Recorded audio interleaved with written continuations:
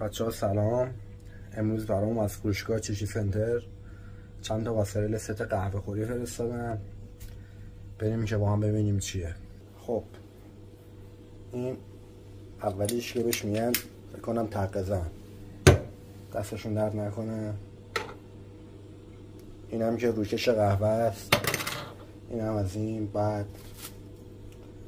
اینم گوشکوب قهوه.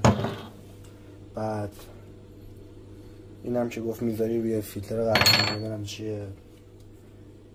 اینم که اینم پرتا فیلتر چی بهش میگن، اینم از همینه. بعد لوازم اصلی به به به به بیلبیلک قهوه، چیز کاربردیه. خب دیگه اینم که سطل آشغال قهوه. بعد اینو نمیدونم، فکر کنم اشتباهی فرستادم، حالا کار کردم باشه واسه ببینم چی. و یه دونه باریستا هم اشانتیون واسه من فرستادن، ایشونه. بریم برای بارگذاری قهوه.